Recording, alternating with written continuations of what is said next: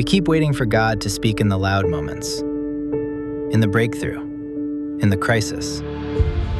But most days look like this.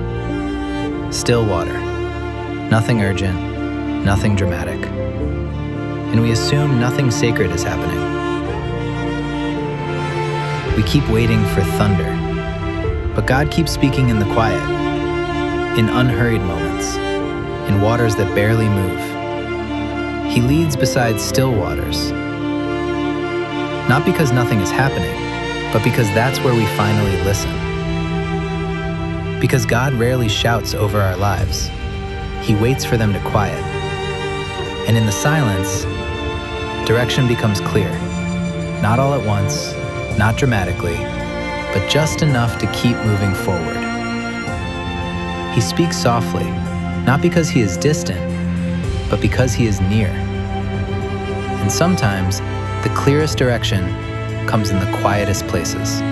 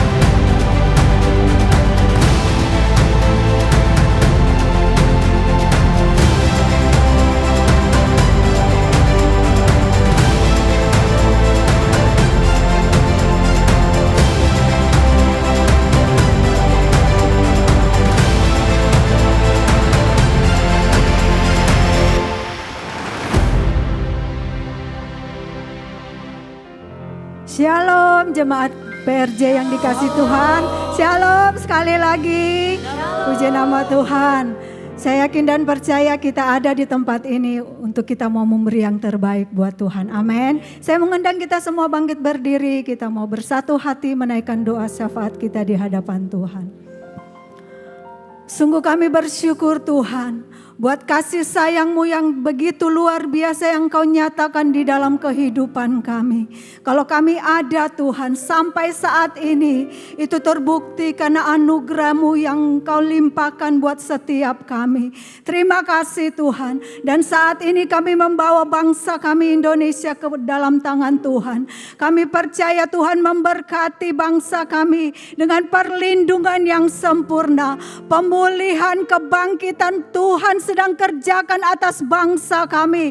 Kami percaya Tuhan, Indonesia akan pulih lebih cepat dan bangkit lebih kuat lagi di dalam nama Tuhan Yesus. Kami berdoa Tuhan untuk Bapak Presiden Prabowo dan wakilnya Bapak Gibran dan seluruh pejabat pemerintahan yang ada Tuhan, mulai dari pusat sampai ke daerah, biar roh takut akan Tuhan ada atas mereka, hikmat dan tuntunan Tuhan menjadi bagian mereka Tuhan, di dalam mereka mengambil setiap keputusan dan kebijakan dengan baik, benar dan penuh pertimbangan, sehingga terjadi stabilitas ekonomi dan energi Tuhan di dalam nama Tuhan Yesus. Kami percaya Indonesia akan terhindar dari krisis global sebab Indonesia ada di dalam tangan-Mu Tuhan. Indonesia ada di hati-Mu dan kami percaya keamanan dan kedamaian, kesejahteraan Tuhan berikan atas bangsa kami Indonesia.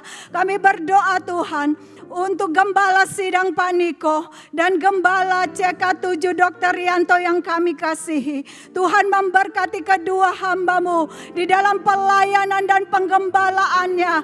Biar urapan ilahi, mujizat dan tanda-tanda heran menyertai kedua hamba-Mu dimanapun mereka berada, kemanapun kaki mereka berpijak. Di situ ada kemuliaan Tuhan yang dinyatakan, kesehatan yang terbaik dan umur yang panjang Tuhan limpahkan kepada kedua hamba-Mu dan keluarga besarnya ada di dalam berkat dan perlindungan Tuhan. Kami berdoa Tuhan saat ini untuk generasi Yeremia yang ada di bangsa kami dan yang ada di gereja kami Tuhan. Kami perkatakan mereka akan bangkit menjadi penuai-penuai di akhir zaman ini yang akan membawa terang Kristus, yang akan memberitakan kabar baik dan menjangkau jiwa-jiwa dan menjadikannya murid-murid Kristus. Dan biarlah kuasa Roh Kudus-Mu menyertai mereka Tuhan dimanapun mereka berada, sehingga setiap lutut bertelut, setiap lidah mengaku bahwa Yesus Kristus adalah Tuhan dan Juru Selamat. Hikmat-Mu Tuhan, berkat-Mu menjadi bagian mereka, baik di dalam studi, pekerjaan, bahkan usaha mereka Tuhan.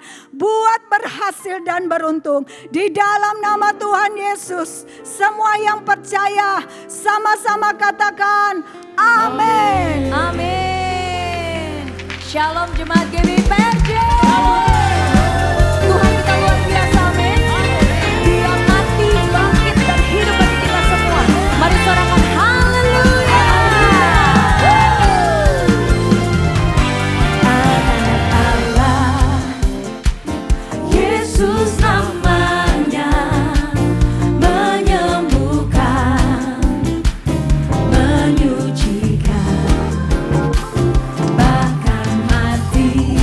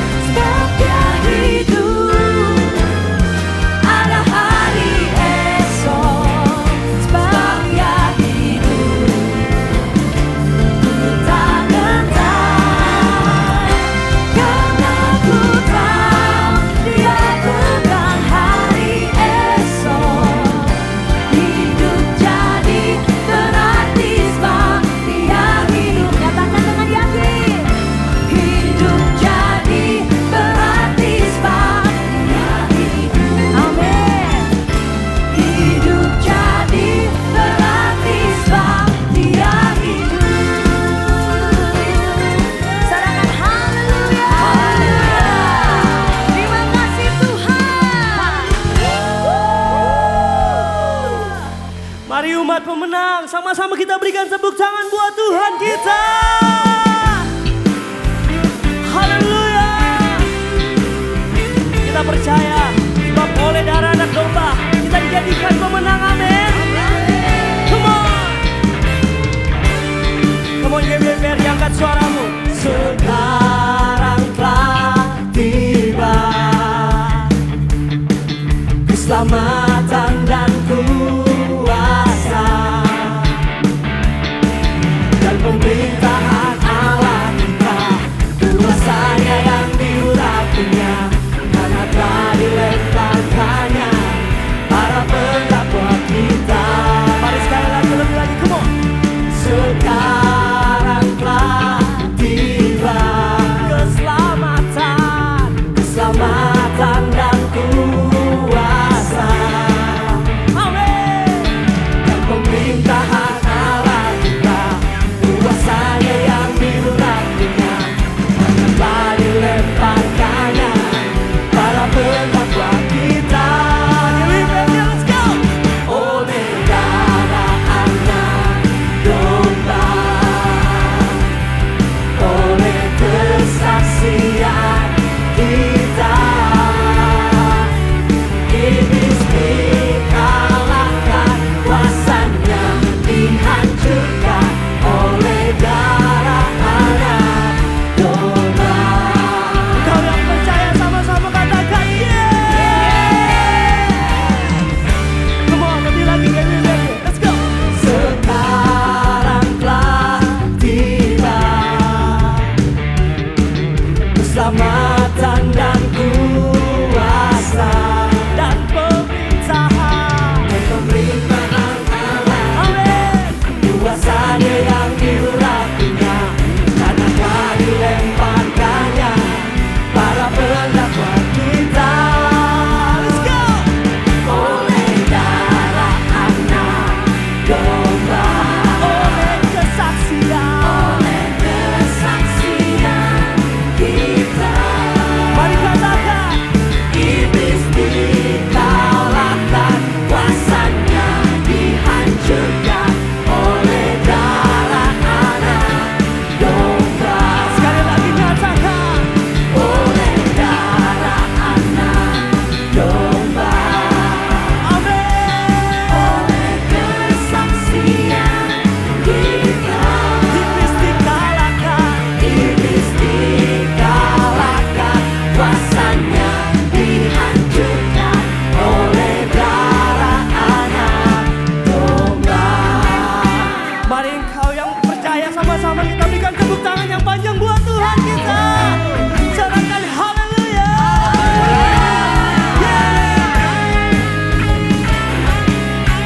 Sebab kita percaya oleh darah anak domba kita dimenangkan, amin.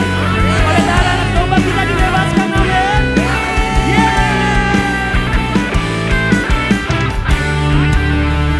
Sama-sama, come on. Sebelah sini, come on. Lambaikan tanganmu, saudara. Oh, amin. Haleluya.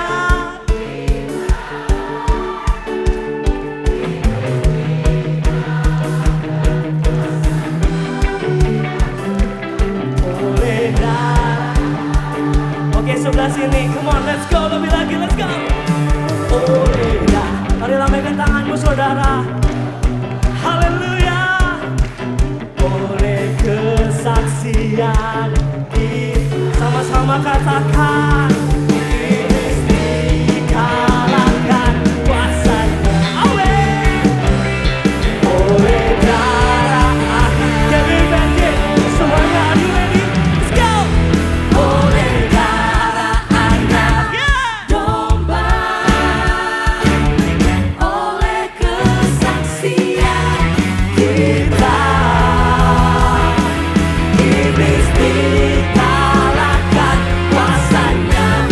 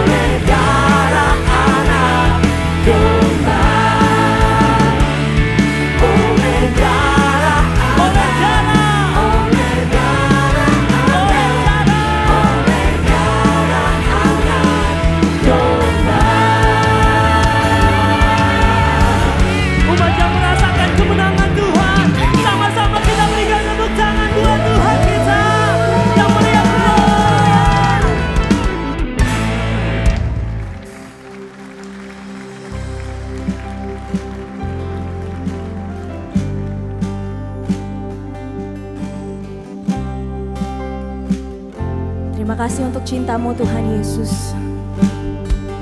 Terima kasih untuk setiap darah yang tercurah bagi kami. Darah-Mu yang membebaskan setiap kami Tuhan. Terima kasih, terima kasih.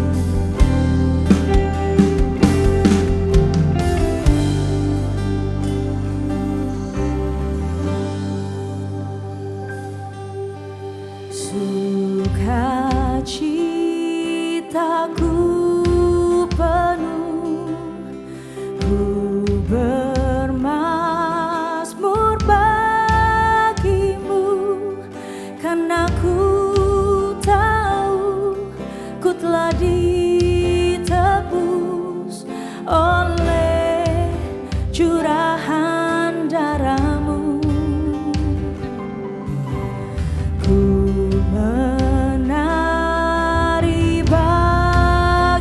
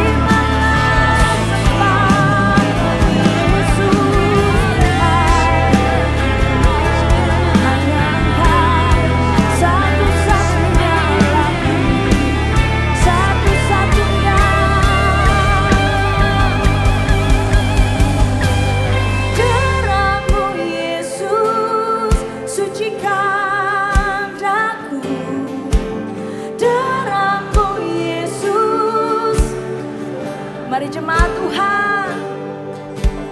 Darah-Mu Yesus, ku dijadikan.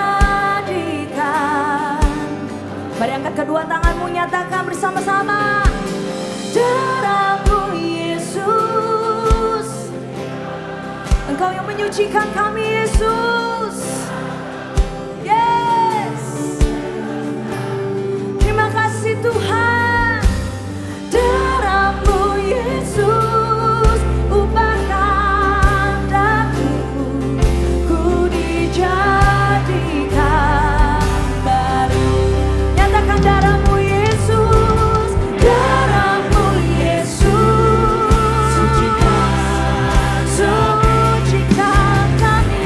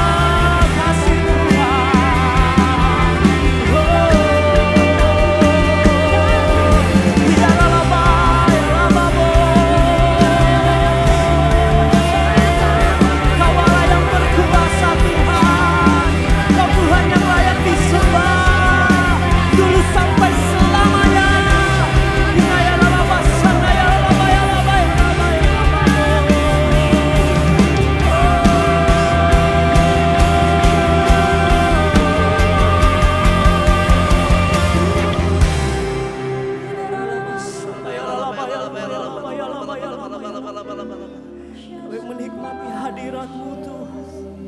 Engkau penuhi tempat ini Tuhan. Engkau penuhi Tuhan dengan kuasa-Mu. Nayaralabas, nayaralabas. Kiaralabay, alabay, alabay.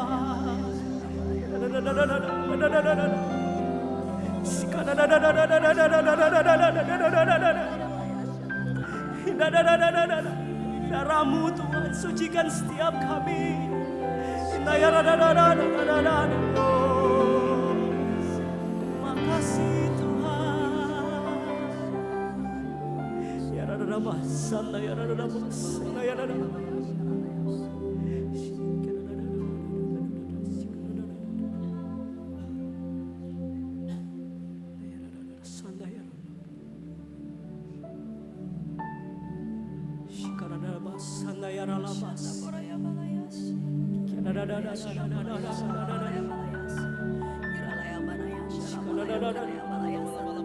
Sebab Engkau awal dan akhir Tuhan dalam hidup kami.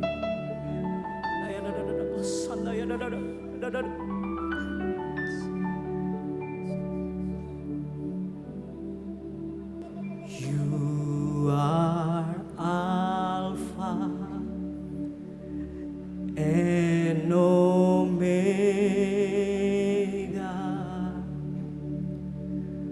We worship you, our Lord. You are worthy to be praised. Amen. You are Alpha and Omega. We worship you, our Lord. You are worthy to be praised. Biar diangkat suaramu, nyatakan. We give you all the glory. We worship you, our Lord. You are worthy to be praised. Kasih tepuk tanganmu buat Tuhan kita. Sama-sama nyatakan. You are Alpha and Omega. We worship you, our Lord. You are worthy to be praised. We worship you. We give you all the glory. We worship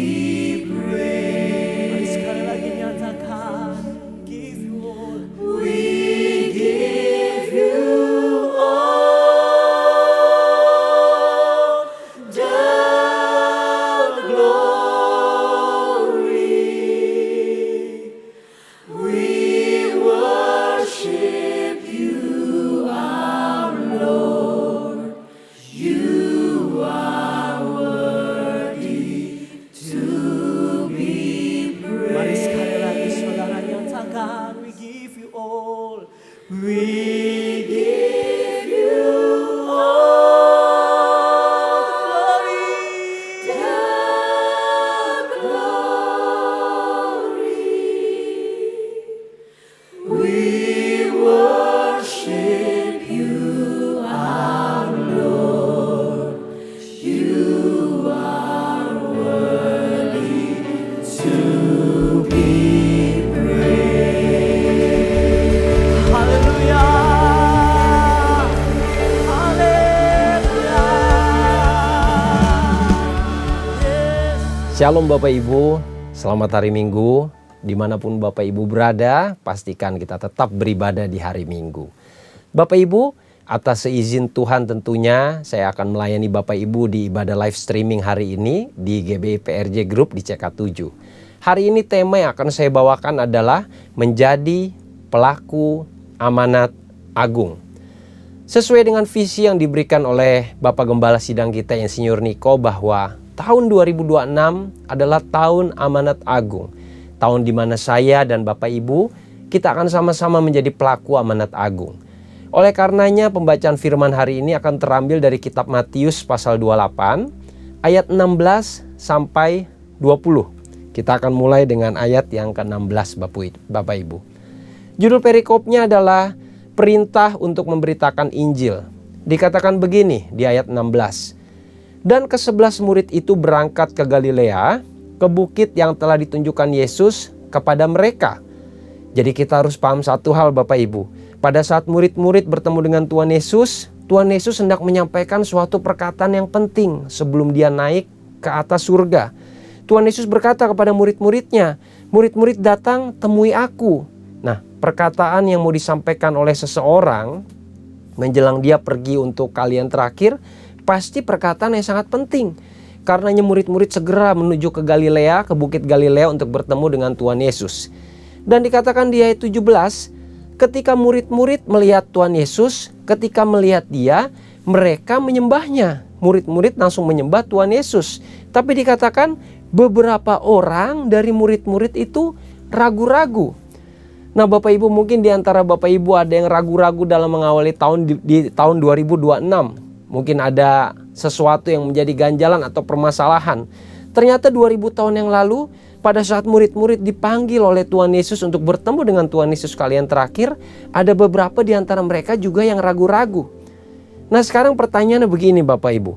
Kenapa murid-murid Tuhan Yesus ragu-ragu? Yang pertama, mungkin murid-murid itu mengalami tekanan secara masif dan berkesinambungan. Kita harus paham satu hal. 2000 tahun yang lalu, 3,5 tahun murid-murid itu mengikuti Tuhan Yesus. Tuhan Yesus memanggil murid-muridnya dari yang pertama sampai yang ke-12 untuk mereka dijadikan murid inti dan melakukan amanat agung. Pada saat murid-murid dipanggil, mereka dengan taat mengikuti Tuhan Yesus. Lalu selama 3,5 tahun pelayanan Tuhan Yesus di Israel, di Yerusalem dan sekitarnya, Tuhan Yesus melakukan begitu banyak mukjizat. Bapak Ibu, kalau kita mengikuti seseorang dan orang itu diangkat Tuhan naik, dia dipakai dengan luar biasa. Kalau kita menjadi murid orang itu, maka pastilah ketenaran yang diperoleh, penghormatan yang diperoleh oleh orang itu juga akan menjadi ketenaran dan penghormatan juga untuk diri kita. Seperti itulah perasaan murid-murid. Mereka mengalami penghormatan, ketenaran dan juga kebaikan orang yang begitu banyak yang disembuhkan oleh Tuhan Yesus. Selama 3,5 tahun mereka menikmati begitu banyak hal baik. Lalu tibalah Tuhan Yesus dihadapkan pada pengadilan agama. Orang-orang Farisi, orang-orang yang merasa terganggu dengan keberadaan Tuhan Yesus, akhirnya mau menghukum Tuhan Yesus dengan cara menyalibkan dia seperti seorang penjahat. Kita bisa bayangkan, pada saat Tuhan Yesus menghadapi pengadilan agama, tentu ke-12 murid merasa takut, terutama 11 murid Bapak Ibu, karena Yudas adalah seorang murid yang menjadi pengkhianat. 11 murid mungkin merasa takut. Mereka merasa cemas karena gurunya sebentar lagi akan diadili. Akhirnya mereka tercerai-berai. Bapak Ibu, seseorang saat mengalami tekanan atau masalah secara masif dan berkesinambungan, maka itu bisa mengganggu psikologinya. Akhirnya Tuhan Yesus disalibkan. Tuhan Yesus bangkit setelah itu di hari yang ketiga. Pada saat Tuhan Yesus itu bangkit di hari yang ketiga, Tuhan Yesus itu menemui murid-muridnya. Kita bisa bayangkan mungkin dari 11 murid yang ditemui Tuhan Yesus, masih ada yang kena mental seperti bahasa anak-anak zaman sekarang. Mereka masih seperti ngedown gitu ya Bapak Ibu, karena mengalami suatu kejadian di mana gurunya itu ditangkap lalu disalibkan. Tuhan Yesus itu sudah bangkit, yes memang, tapi murid-murid itu masih tertekan. Karenanya dikatakan pada saat Tuhan menemui mereka di Galilea, mereka menyembah Dia.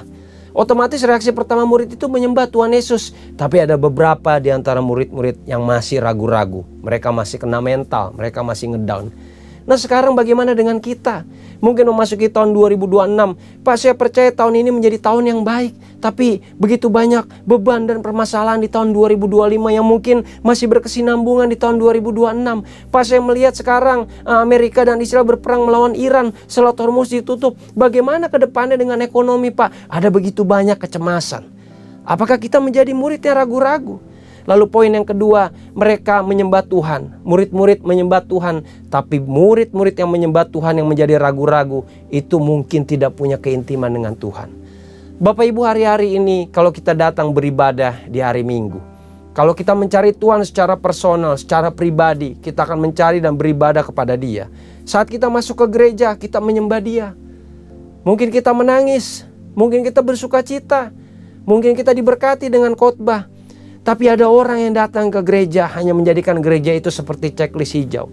Pas saya datang ke gereja tapi hanya karena kewajiban. Hanya karena disuruh orang tua, Pak. Nah itu sifatnya ritual. Dan tidak boleh ada yang datang ke gereja dan mencari Tuhan yang sifatnya ritual. Kalau kita sifatnya ritual pada saat mencari Tuhan, maka kita akan menjadi murid yang ragu-ragu.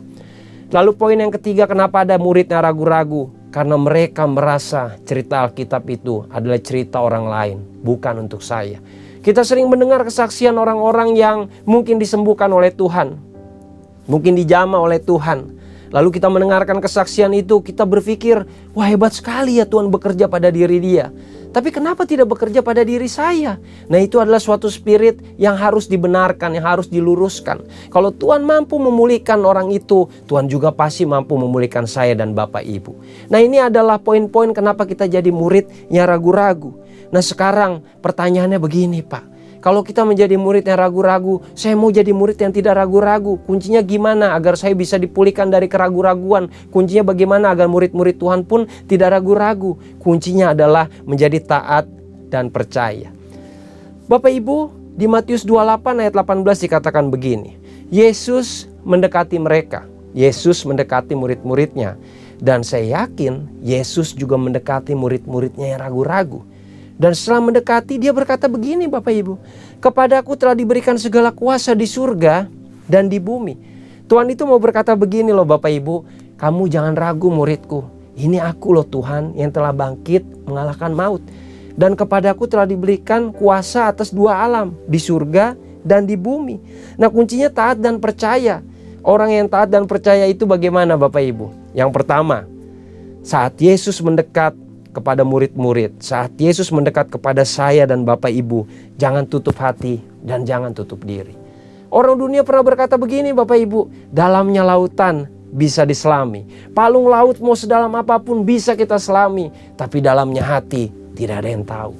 Mungkin saat Anda bertemu dengan orang di gereja, Anda berkata shalom, Anda tersenyum, tapi dalam hati menangis karena ada masalah atau tekanan batin. Karenanya kalau kita mau jadi orang yang taat dan percaya, jangan tutup hati dan jangan tutup diri.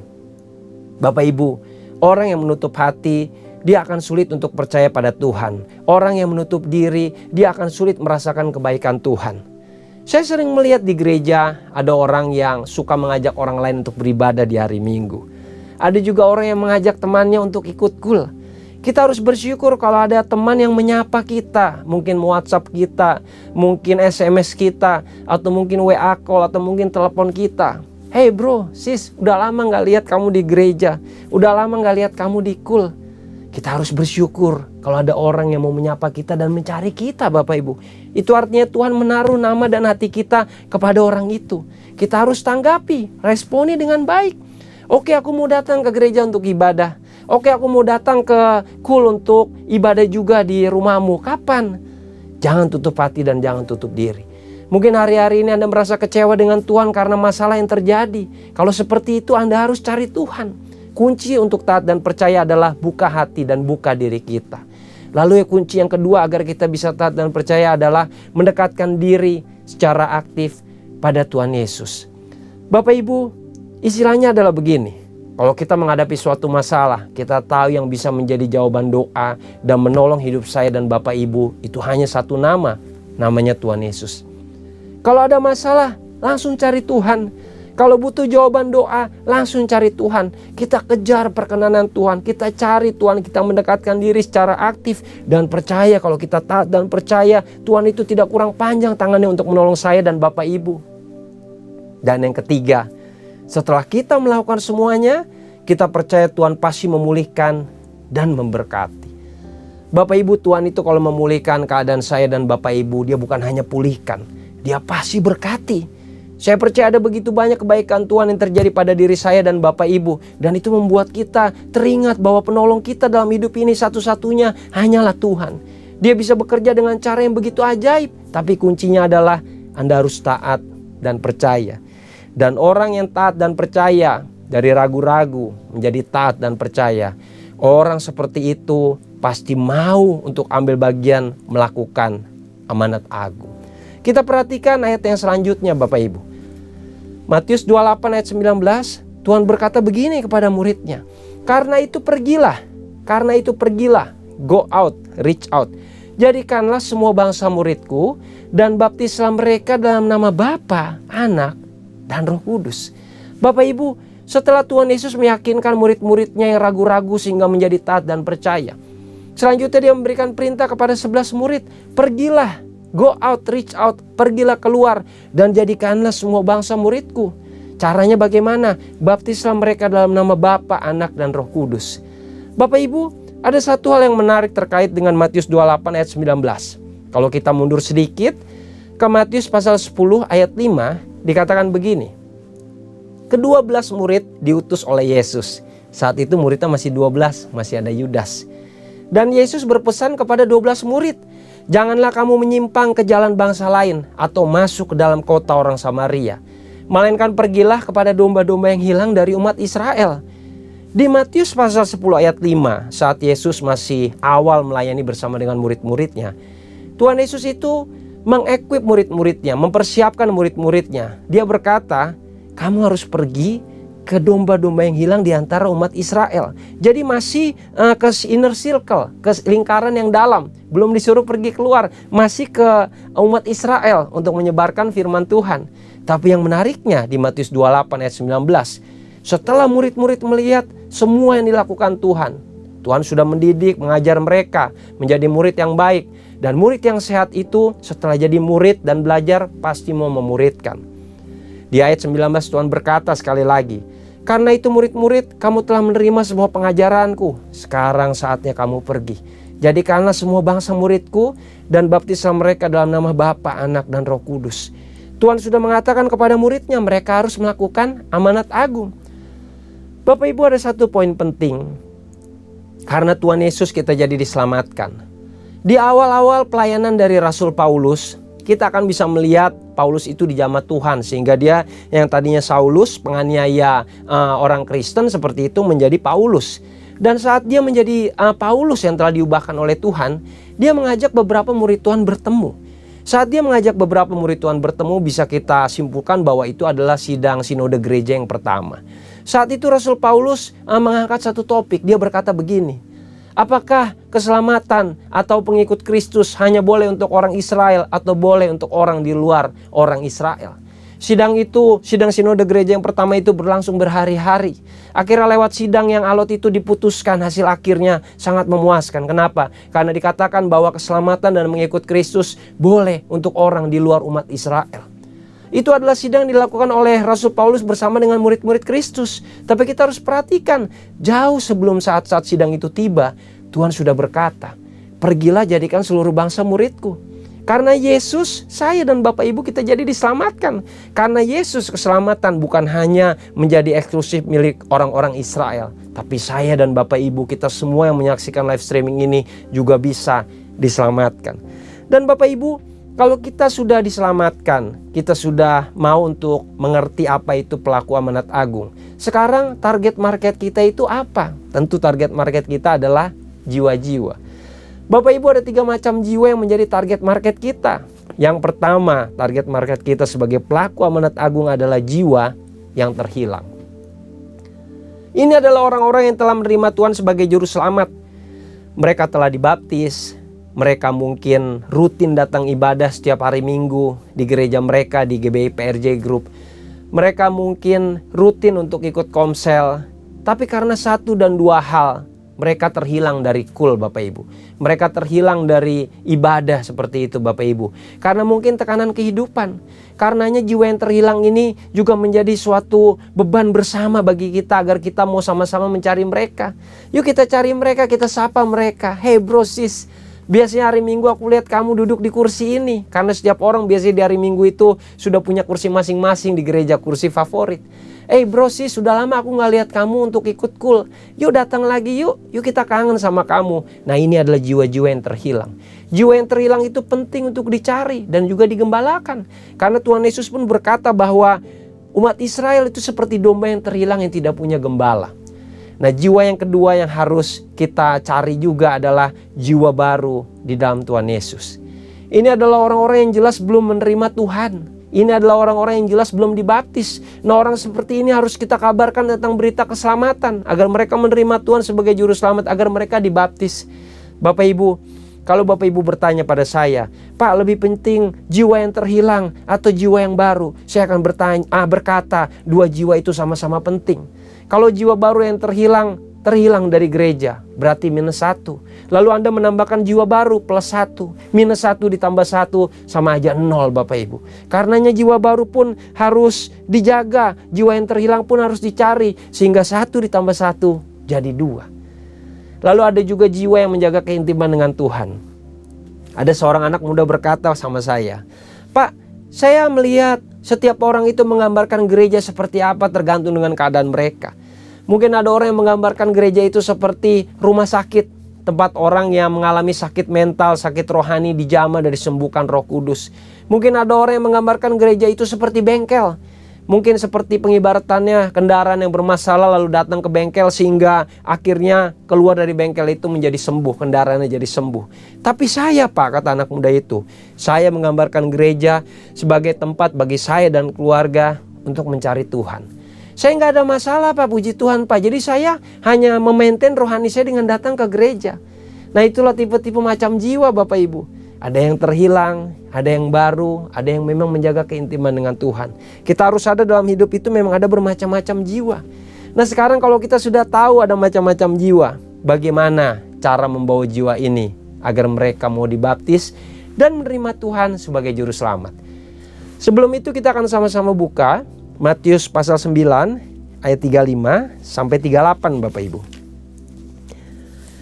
Judul perikopnya adalah belas kasihan Tuhan Yesus terhadap orang banyak. Ayat 35. Demikianlah Yesus berkeliling ke semua kota dan desa. Ia mengajar dalam rumah-rumah ibadat dan memberitakan Injil kerajaan surga serta menyiapkan segala penyakit dan kelemahan. Melihat orang banyak itu, tergeraklah hati Yesus oleh belas kasihan kepada mereka. Karena mereka lelah dan terlantar seperti domba yang tidak bergembala. Maka kata Yesus kepada murid-muridnya, tuayan memang banyak tapi pekerja sedikit. Karena itu mintalah kepada Tuhan yang punya tuayan supaya ia mengirimkan pekerja-pekerja untuk tuayan itu. Bapak Ibu, kalau kita melihat Matius pasal yang ke-9, itu ada begitu banyak perikop yang menceritakan bagaimana Tuhan Yesus itu menjamah dan menyembuhkan orang-orang yang sakit. Lalu Tuhan Yesus itu melihat jiwa-jiwa yang datang. Mereka mungkin membutuhkan kesembuhan. Mereka mungkin mau mendengarkan pengajaran Tuhan Yesus dan Tuhan Yesus melakukan bagiannya. Setelah Tuhan Yesus melayani mereka, Tuhan Yesus mengumpulkan murid-muridnya. Dia berkata begini, "Hei murid-murid, kamu perhatikan. Itu ada umat Israel yang begitu banyak, mereka mencariku. Kenapa? Karena mereka itu seperti domba yang tidak bergembala." Konsep dari Tuhan Yesus itu tentang jiwa-jiwa adalah konsep domba tanpa gembala. Kalau Bapak Ibu pernah memperhatikan domba, domba itu lucu ya. Dia tidak punya senjata untuk melindungi dirinya. Senjata dia hanya kupingnya, hanya pendengarannya. Dia punya pendengaran yang begitu sensitif sehingga dia bisa mendengarkan suara gembalanya walaupun dari kejauhan. Dan domba yang baik adalah domba yang taat. Gembalanya berkata ke kanan, dia ke kanan. Gembalanya berkata ke kiri, dia ke kiri. Gembalanya berkata berhenti, dia akan berhenti. Dan Tuhan berkata kepada murid-muridnya, umat Israel itu seperti domba tapi tanpa gembala. Jadi kunci untuk membawa jiwa dibaptis adalah yang pertama, kita harus punya suatu rasa untuk mengasihi jiwa. Tuhan berkata kepada murid-muridnya, aku kasihan melihat umat Israel karena mereka seperti domba yang tidak bergembala. Tuhan itu simpati. Tuhan itu empati, dia itu sayang kepada jiwa-jiwa. Kalau Anda mau membawa jiwa untuk dibaptis, maka Anda harus punya sudut pandang dan rasa kasih kepada jiwa-jiwa seperti Tuhan Yesus punya rasa kasih dan jiwa-jiwa kepada domba-domba yang hilang di antara umat Israel. Mari kita melihat jiwa seperti Tuhan Yesus melihat jiwa. Ada suatu rasa simpati dan empati. Aku kesian lu melihat mereka. Mereka itu belum diselamatkan. Nanti jiwanya binasa. Kita harus mengasihi jiwa-jiwa Bapak Ibu. Dan Tuhan juga berkata pada murid-muridnya, tuaian itu banyak. Orang-orang yang belum mengenal Tuhan itu banyak. Tapi pekerja sedikit. Dan Tuhan minta untuk murid-muridnya ambil bagian. Saya dan Ibu ambil bagian untuk menjadi pelaku amanat agung. Karenanya poin pertama adalah agar kita bisa membawa jiwa untuk dibaptis, kita harus mengasihi jiwa-jiwa. Lalu yang kedua, saya dan Bapak Ibu, kita harus dibaptis. Hubungi gereja yang terdekat. Kami pelayanan di GBI PRJ Group dan kami dibaptis. Kami menerima Tuhan sebagai juru selamat. Bagaimana dengan Bapak Ibu? Apakah Bapak Ibu sudah dibaptis? Mari kita dibaptis agar kita menerima Tuhan sebagai juru selamat. Dan yang ketiga, kita harus menjadi murid dan tertanam di gereja. Bapak Ibu seperti seorang murid di sekolah. Saya punya 2 orang anak. Mereka bersekolah hari Senin sampai Jumat dari jam 7:30 sampai jam 2 siang. Mereka rutin bersekolah, mereka menjadi seorang murid. Seorang murid itu menerima pengajaran dari sekolahnya. Saat Bapak Ibu tertanam di gereja lokal Bapak Ibu, kalau Bapak Ibu tertanam di GBI PRJ Group, Bapak Ibu akan diajar, ditanamkan visi, misi, dan culture dari CK7. Dan kita akan diberitahu kalau kita harus menjadi pelaku amanat agung. Setelah kita jadi murid dan kita tertanam di gereja Bapak Ibu, maka kita akan diberikan asupan rohani untuk memperkuat diri kita sekaligus menyebarkan berita keselamatan. Dan setelah kita paham semua itu, kita harus mengajak orang untuk mengenal Tuhan Yesus. Sekarang kita sadar, saya dan Bapak Ibu, kita semua punya tugas yang sama. Tugasnya adalah bersama memenangkan jiwa. Bapak Ibu, ada satu orang mentor rohani yang pernah berkata begini kepada saya. Kita semua pada hakikatnya adalah hamba Tuhan yang punya pekerjaan. Jadi saya dan Bapak Ibu kita sama-sama hamba Tuhan, tapi punya pekerjaan. Mungkin pekerjaannya menjadi wira swasta, mungkin pekerjaannya menjadi pedagang, mungkin pekerjaannya menjadi pegawai negeri. Apapun itu, tapi kita statusnya adalah hamba Tuhan. Karena itu hamba Tuhan tugasnya tugas bersama, tugas korporat, tugasnya adalah memenangkan jiwa. Di Matius 28 ayat 20, Tuhan memberitahukan ayat yang terakhir sebagai penutup daripada Matius pasal 28. Dia berkata begini kepada murid-muridnya. Dan ajarlah mereka melakukan segala sesuatu yang telah kuperintahkan kepadamu. Ajarlah mereka. Kenapa Tuhan berkata begitu? Karena Tuhan sudah menjadikan muridnya itu paham tentang apa yang diajarkan. Ingat Bapak Ibu, saya selalu mengatakan pada diri saya juga bahwa Tuhan Yesus itu bukan cari follower. Tuhan Yesus itu cari murid. Murid itu pasti mengerti apa yang diajarkan dan kelak murid yang baik itu bisa mengajarkan juga pada orang lain. Ajarlah mereka melakukan segala sesuatu yang telah kuperintahkan kepadamu. Dan ketahuilah, aku, kata Tuhan, menyertai kamu murid-murid, saya dan Bapak Ibu, senantiasa sampai kepada akhir zaman. Jadi kita gak usah merasa takut sendirian karena ada Tuhan yang menyertai kita untuk melakukan amanat agung ini Bapak Ibu. Tugas bersama memenangkan jiwa ini. Nah, murid yang baik itu adalah murid yang dimuridkan Bapak Ibu. Seperti saya dan Bapak Ibu kita sama-sama dimuridkan. Dan setelah dimuridkan, kita paham apa yang Tuhan mau kita lakukan jadi pelaku amanat agung, maka suatu saat kita akan memuridkan. Yang pertama, murid yang dimuridkan itu adalah murid yang mengerti apa itu isi Alkitab atau Bible Study. Bapak Ibu, kita harus paham Alkitab, kita harus belajar Alkitab. Di GBI PRJ CK7 Group, kita punya channel GBA atau Gemar Baca Alkitab. Kalau Bapak Ibu buka YouTube, Bapak Ibu ketik GBA. Tentunya setelah follow GBI PRJ CK7 di subscribe.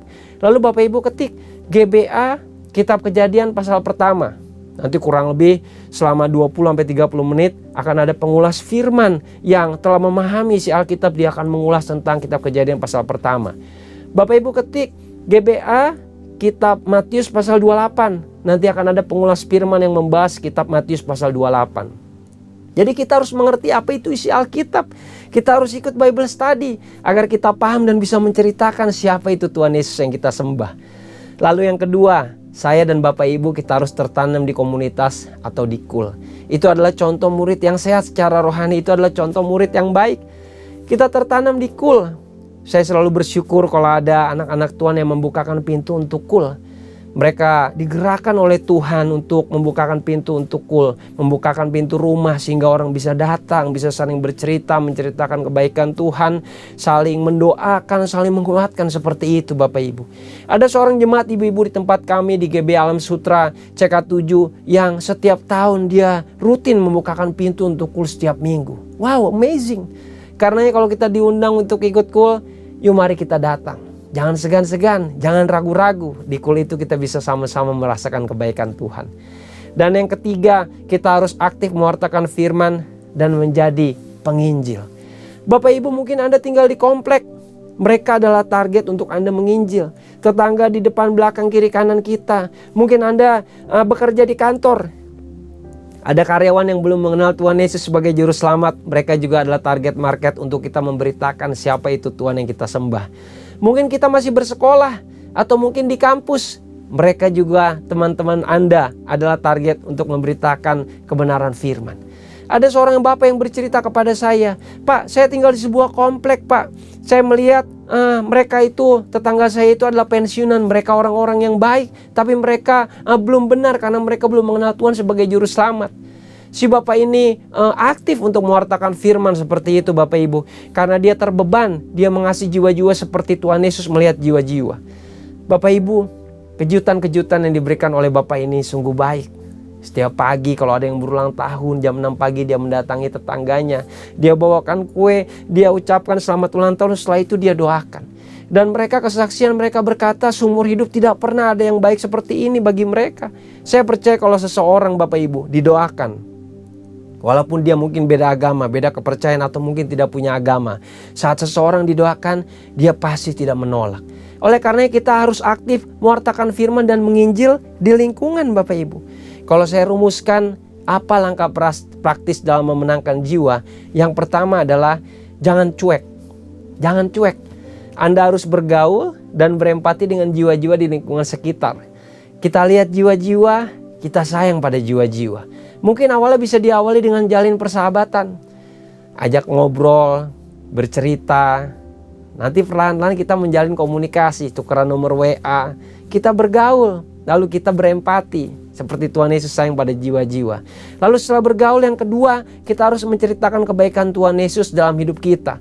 Kita bersaksi Bapak Ibu. Kita bersaksi dengan penuh kasih bagaimana Tuhan berkali-kali menolong hidup kita. Pertolongannya selalu tepat pada waktunya. Dan kalau Anda jatuh tidak sampai terjatuh karena ada tangan Tuhan yang menopang dan menguatkan Anda. Dan tentu semua cerita kesaksian itu juga dengan berlandaskan pada firman Tuhan. Pada saat mereka mendengarkan kebaikan Tuhan, mereka akan berkata, "Wow, Tuhan kamu hebat ya. Siapa Tuhan yang kamu sembah? Aku mau mengenal Tuhan kamu." Dan yang ketiga, kita harus sadar menjadi pengikut Yesus adalah keistimewaan. Karena Tuhan itu berkata, bukan kamu yang memilih aku, tapi aku yang memilih kamu. Bukan kita yang memilih Tuhan, tapi Tuhan yang memilih kita sehingga kita bisa jadi pengikutnya dan diselamatkan. Itu adalah sebuah keistimewaan. Karena Yesus yang memanggil, jangan menyerah. "Pak, saya sudah mengajak orang untuk mengenal Tuhan Yesus. Saya sudah menceritakan siapa itu Tuhan. Saya sudah doakan dia, Pak. Tapi dia masih belum menerima Tuhan Yesus itu juru selamat, Pak." Jangan menyerah. Tetap lakukan kebaikan firman. Tetap sebarkan firman dan percaya waktu Tuhan pasti yang terbaik. Saya akan tutup dengan satu ayat ini Bapak Ibu. 1 Korintus 3 ayat 6-9. Ini adalah pasal yang mengulas bagaimana Rasul Paulus itu melakukan amanat agung, tapi di saat yang bersamaan juga memberikan suatu pemahaman yang sangat dewasa. Rasul Paulus berkata begini, "Aku menanam," katanya. Rasul Paulus menanam, Apolos menyiram, tapi Allah yang memberi pertumbuhan. Rasul Paulus itu melihat bahwa jemaat di Korintus itu mulai mengenal kebenaran, tapi mereka mulai terkotak-kotak. Ada yang merasa dirinya itu pengikut aliran Rasul Paulus. Ada yang merasa dirinya itu pengikut aliran Apolos. Karenanya Rasul Paulus melihat ini adalah suatu hal yang kurang sehat seperti itu secara rohani. Dan dia berkata, aku menanam, Apolos menyiram. Tapi yang terpenting Tuhan yang memberi pertumbuhan. Dia berkata begini Bapak Ibu lanjutannya. Karena itu yang penting bukanlah yang menanam atau yang menyiram. Karena itu yang penting bukanlah Paulus atau Apolos. Tapi Tuhan yang memberi pertumbuhan.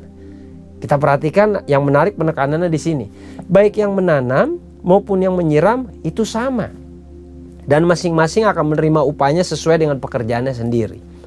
Bapak Ibu, seringkali kita itu merasa bahwa diri kita itu lebih atau kurang dibanding orang lain dalam menjadi pelaku amanat agung. Tapi kita harus sadar kalau orang bisa dipanggil Tuhan untuk menerima Tuhan sebagai juru selamat, itu bukan karena kuat dan gagah kita, tapi karena itu adalah pekerjaan Tuhan. Kita semua hanya alat-alatnya yang dipakai untuk memenangkan jiwa. Pada saat ada satu jiwa dibaptis, kita tidak boleh menyombongkan diri. Hei, ada yang dibaptis, itu karena aku. Gak boleh Bapak Ibu, itu pekerjaan Tuhan. Kita hanya jadi alat dan kepanjangan Tuhan untuk menyebarkan firman, untuk menanamkan benih. Sama seperti juga mungkin ceritanya kalau kita melihat, Pak, ada satu jiwa yang dibaptis Pak.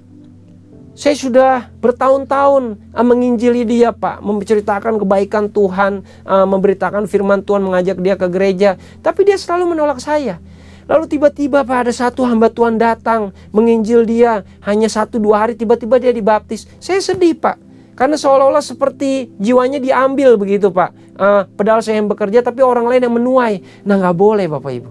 Itu adalah suatu spirit yang harus diluruskan. Karena Rasul Paulus berkata, baik yang menanam maupun yang menyiram itu sama. Baik saya dan Bapak Ibu terus lakukan kebaikan Tuhan. Masalah nanti dia mau dibaptis oleh siapapun itu, oleh hamba Tuhan yang mana, oleh gereja mana, itu namanya kehendak Tuhan dan waktunya Tuhan. Karena dikatakan juga oleh Rasul Paulus, masing-masing akan menerima upah sesuai dengan pekerjaannya sendiri. Saya dan Bapak Ibu, yuk kita tetap sebarkan firman. Kita tetap jadi pelaku amanat agung. Kita terus lakukan kebaikan. Menceritakan kebaikan Tuhan lewat perbuatan kita yang baik. Sehingga orang jadi bertanya-tanya, siapa Tuhan yang kamu sembah? Dan sebagai penutup Rasul Paulus berkata begini, karena kami adalah kawan sekerja Allah. Rasul Paulus, Apolos, dan semua teman-teman di Korintus yang melakukan amanat agung, kita semua adalah kawan sekerja Allah. Dan kamu, saya dan Bapak Ibu adalah ladang Allah, bangunan Allah. Di akhir dari pesan firman di hari ini, mari kita sama-sama jadi pelaku amanat agung. Mari kita turut ambil bagian. Tuhan Yesus itu sudah begitu baik sehingga kita itu bisa diselamatkan Bapak Ibu. Dan karenanya keselamatan yang kita peroleh bukan hanya eksklusif menjadi milik kita, tapi juga menjadi milik orang-orang yang kita kenal di sekeliling kita. Mungkin saudara-saudara kita, mungkin tetangga kita, mungkin teman-teman kita. Mereka adalah ladang Tuhan untuk kita melakukan amanat agung. Sekian sharing firman dari saya. Mari saya tutup dalam doa. Bapa, dalam nama Tuhan Yesus, terima kasih untuk kesempatan sharing firman di ibadah live streaming di hari ini. Tuhan, secara khusus aku berdoa untuk setiap anak-anak Tuhan. Tuhan, Kau berikan hati agar mereka mau menjadi pelaku amanat agung. Tuhan sudah berkata 2000 tahun yang lalu, ladang memang banyak, bahkan tuaian sudah menguning, tapi pekerja masih sedikit. Tuhan, setelah kami mendengarkan ibadah live streaming ini, kami berkata kepada Tuhan, Tuhan, ini aku Tuhan yang telah menerima Engkau sebagai juru selamat. Karenanya utuslah aku Tuhan ke ladang yang telah menguning itu. Biar aku Engkau bawa Tuhan untuk bergerak memenangkan jiwa-jiwa. Mungkin di kampus, mungkin di sekolah, mungkin tetangga sekitar, mungkin di dalam keluarga.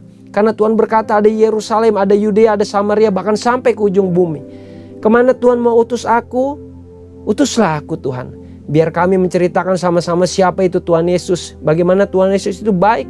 Bagaimana mukjizatnya itu begitu nyata. Pakai kami Tuhan. Dan kami percaya kalau kami mau taat dan setia, kami mau ikut ambil bagian menjadi pelaku amanat agung ini, maka pasti Tuhan akan memenangkan jiwa-jiwa. Kami tidak mau bermegah, kami tidak mau menonjolkan diri. Yang kami mau tonjolkan hanya Tuhan Yesus. Karena Tuhan yang memenangkan jiwa, dan pakailah kami sebagai alat-alat-Mu. Terima kasih untuk kebenaran firman hari ini. Nama-Mu ditinggikan, Nama-Mu dimuliakan. Dalam nama Tuhan Yesus kami telah berdoa. Amin. Shalom, Tuhan Yesus memberkati Bapak Ibu sekalian.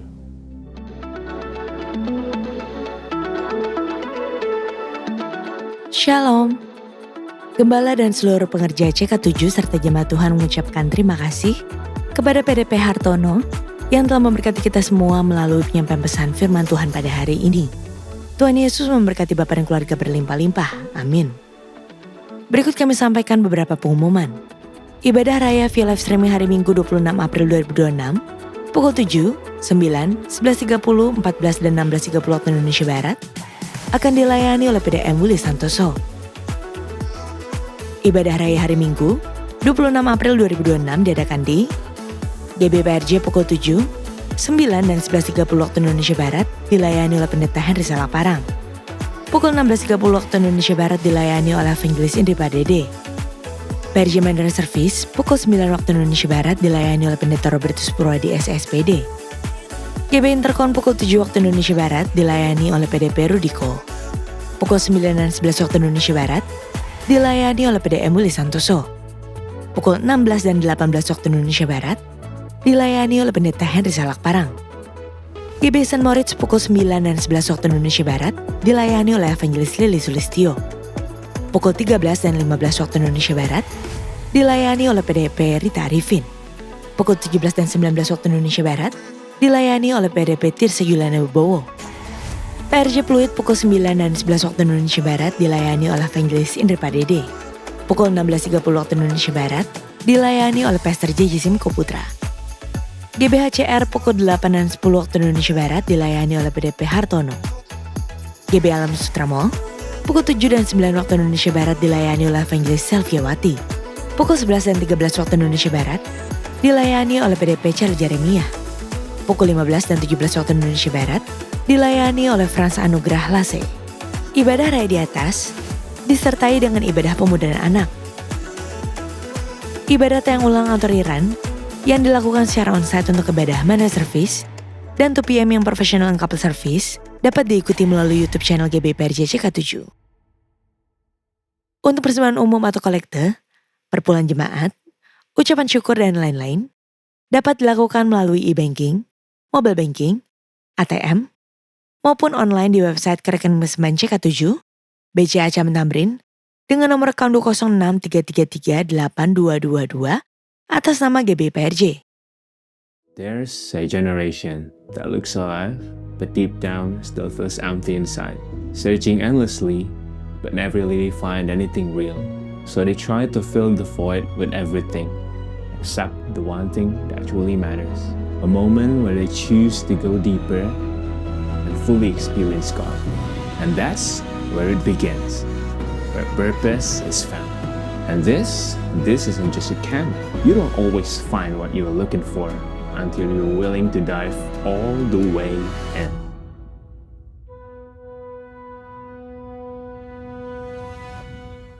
Hal apa yang paling memorable dari camp tahun lalu? Iya, jadi menurut aku yang paling memorable di tahun lalu, jadi kan 3 hari ketemu terus tuh setiap hari. Nah itu yang ngebuat aku dan teman-teman aku tuh jadi banyak ngobrol dan banyak bonding lagi. Dan di luar dari itu, aku juga yang paling memorable buat aku itu adalah sesi KJJ, di mana kita diminta untuk kayak datangin leader kita masing-masing, terus kayak ngepeluk mereka gitu. Jadi kayak menurut aku itu so sweet gitu. Dari masing-masing sesi, pesan apa yang kamu bawa pulang yang paling ngena buat kamu? Dari semua sesi yang ada pada camp tahun lalu, menurut aku yang paling ngena buat aku yaitu pada sesi yang paling pertama, yaitu sesi Akaksin. Kita diajarkan untuk bisa kembali kepada Tuhan dan relight our Holy Ghost that mungkin sebelumnya pernah padam atau pernah kita lupakan. Itu sih yang paling ngena buat aku. Satu pesan, kalau kamu bisa ngajak teman kamu ikut, kamu bakal bilang apa ke dia? Jujur kalau misalnya kalian nggak ikut camp tahun ini, kalian bakal nyesel sih. Soalnya kita akan bicarain setiap minggunya lagi dan lagi, karena itu bakal seru banget. Dan pastikan kalian hadir di GC Youth Camp tahun ini.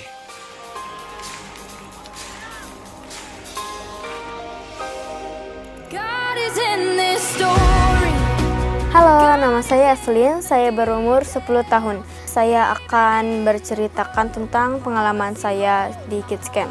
Saya merasakan hadirat Tuhan, Rasanya itu seperti Tuhan memeluk saya dan rasanya damai dan tenang.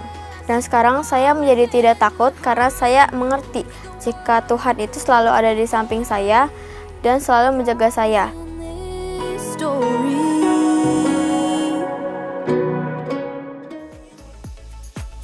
Berikut kami informasikan pasangan dari Jemaat GBPRJ Grup CK7 yang akan melangsungkan pemberkatan nikah.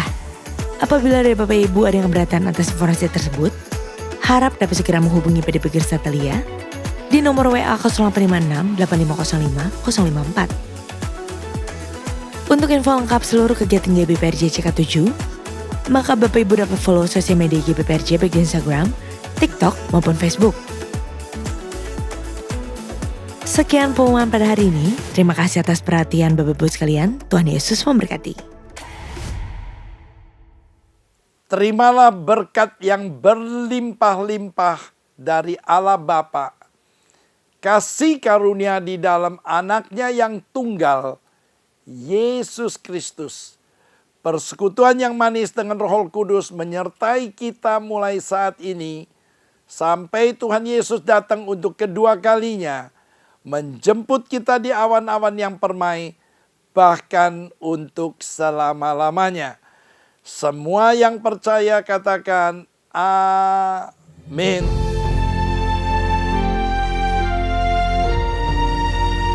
Mari, jemaat yang dikasihi Tuhan, kita akan bersama-sama memperkatakan apa yang dimaksud dengan Pentakosta ketiga dan Mazmur 91. Apa yang dimaksud dengan Pentakosta ketiga? 1. Pentakosta ketiga adalah pencurahan Roh Kudus yang dahsyat di zaman ini, melebihi yang terjadi di Azusa Street. 2. Pentakosta ketiga akan mengakibatkan penuaian jiwa yang terbesar dan yang terakhir sebelum Tuhan Yesus datang kembali. 3. Pentakosta ketiga akan membangkitkan generasi Yeremia, yaitu anak-anak muda yang dipenuhi Roh Kudus, cinta mati-matian kepada Tuhan Yesus, tidak kompromi terhadap dosa, dan akan bergerak untuk memenangkan jiwa. 4. Pentakosta ketiga lahir di Indonesia dan bergerak ke bangsa-bangsa. Gerakan ini dari timur ke barat dan akan kembali ke Yerusalem. 5. Pentakosta ketiga akan memberikan kuasa untuk menyelesaikan amanat agung, dan setelah itu Tuhan Yesus akan datang kembali. Dan mari bersama kita sepakat dan percaya mendeklarasikan firman Tuhan yang tertulis dalam Mazmur 91. Dalam lindungan Allah, orang yang duduk dalam lindungan yang maha tinggi dan bermalam dalam naungan yang maha kuasa akan berkata kepada Tuhan, tempat perlindunganku dan kubu pertahananku, Allahku yang kupercayai. Sungguh, Dialah yang akan melepaskan engkau dari jerat penangkap burung, dari penyakit sampar yang busuk. Dengan kepaknya Ia akan menudungi engkau, di bawah sayapnya engkau akan berlindung. Kesetiaannya ialah perisai dan pagar tembok. Engkau tak usah takut terhadap kedahsyatan malam, terhadap panah yang terbang di waktu siang, terhadap penyakit sampar yang berjalan di dalam gelap, terhadap penyakit menular yang mengamuk di waktu petang. Walau 1.000 orang rebah di sisimu dan 10.000 di sebelah kananmu, tetapi itu tidak akan menimpamu. Engkau hanya menontonnya dengan matamu sendiri dan melihat pembalasan terhadap orang-orang fasik. Sebab Tuhan ialah tempat perlindunganmu, yang maha tinggi telah kau buat tempat perteduhanmu. Malapetaka tidak akan menimpa kamu, dan tulah tidak akan mendekat kepada kemahmu, sebab malaikat-malaikatnya akan diperintahkannya kepadamu untuk menjaga engkau di segala jalanmu. Mereka akan menatang engkau di atas tangannya, supaya kakimu jangan terantuk kepada batu. Singa dan ular tedung akan kau langkahi. Engkau akan menginjak anak singa dan ular naga. Sungguh, hatinya melekat kepadaku, maka aku akan meluputkannya. Aku akan membentenginya, sebab ia mengenal namaku. Bila ia berseru kepadaku, aku akan menjawab. Aku akan menyertai dia dalam kesesakan. Aku akan meluputkannya dan memuliakannya. Dengan panjang umur akan kukenyangkan dia, dan akan kuperlihatkan kepadanya keselamatan daripadaku. Haleluya! Amin! Shalom saudara, dalam penuntasan amanat agung, kita percaya bahwa Tuhan akan banyak membukakan paradigma baru bagi setiap kita di dalam segala aspek kehidupan. Dalam VOP kali ini, kita akan membahas paradigma baru di dunia marketplace. Mungkin kita pernah mendengar statement ada hari untuk bekerja, berbisnis, dan mencari uang. Sedangkan kalau hari Minggu, waktunya untuk melakukan hal-hal rohani seperti beribadah dan pelayanan. Nah, ini adalah prinsip dikotomi, yaitu membedakan antara pelayanan di gereja dan pekerjaan di marketplace. Seakan-akan hal-hal rohani itu lebih superior dan tidak bisa dicampur dengan kegiatan dalam dunia usaha. Tuhan tidak menginginkan hal itu. Dalam Kisah Para Rasul dituliskan, ada 40 mujizat sebagai pernyataan kuasa Roh Kudus melalui para rasul dan murid-murid Tuhan Yesus lainnya. Yang menarik ternyata dari 40 peristiwa, hanya satu peristiwa yang terjadi di tempat yang rohani, yaitu di gerbang indah di Bait Allah. Sisanya terjadi di tempat-tempat publik dan melibatkan murid-murid yang bekerja juga di marketplace. Ini menunjukkan bahwa Tuhan ingin menyatakan kehadirannya di dunia marketplace, di antara para pelaku bisnis, karyawan, pedagang, juga di antara profesi-profesi lainnya. Karena itu seharusnya pekerjaan, bisnis, dan profesi yang kita geluti di marketplace dapat dijalani dengan sukacita, sambil terus menikmati persekutuan yang intim dengan Tuhan. Jadi pekerjaan bukanlah sesuatu hal yang terpaksa harus dilakukan supaya kita hidup. Sebaliknya, pekerjaan adalah ladang pelayanan untuk setiap kita berkarya dalam kasih pada Tuhan dan sesama, sebab Tuhan lebih dahulu memberkati dan mengasihi kita.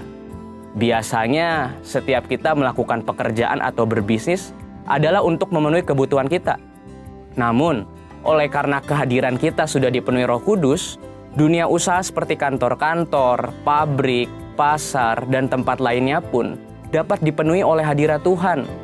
Selain itu, orang percaya dengan pertolongan Roh Kudus akan menghasilkan karya-karya yang hebat di marketplace untuk kemuliaan Tuhan. Sebagaimana kehadiran Tuhan membawa berbagai berkat dan kemuliaannya di gereja, hadiratnya di dunia bisnis pun dapat membawa nilai-nilai kerajaan Allah, kuasa mujizat, bahkan keselamatan bagi orang-orang yang ada di sana. Sebagai contoh, mari kita bahas bagaimana penerapan paradigma yang baru dalam dunia bisnis. Poin pertama, kita perlu mengundang hadirat Tuhan di tempat pekerjaan kita dengan berdoa, memuji, dan menyembah Tuhan. Jika memungkinkan bersama-sama dengan sesama anak Tuhan di tempat pekerjaan kita. Poin kedua, dengan menerapkan paradigma Allah dalam dunia bisnis. Mari kita lihat beberapa contoh paradigma Allah dibandingkan dengan paradigma dunia dalam memandang beberapa aspek bisnis berikut ini. 1. Tujuan bisnis. Paradigma dunia menekankan bagaimana memperoleh laba sebesar-besarnya dengan menghalalkan segala cara. Hal ini berbeda dengan paradigma Allah mengenai perolehan laba sebagai hasil dari efisiensi penggunaan sumber daya. Perusahaan memberikan produk atau jasa yang berkualitas sebagai pelayanan kepada masyarakat. Pengurangan kualitas yang tidak etis demi memperoleh keuntungan sebesar-besarnya tidaklah dapat ditolerir. Yang kedua, karyawan.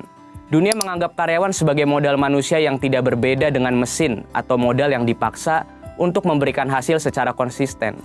Dalam paradigma Allah, karyawan dianggap sebagai partner bisnis yang dapat diberikan kesempatan untuk memiliki sebagian bisnis.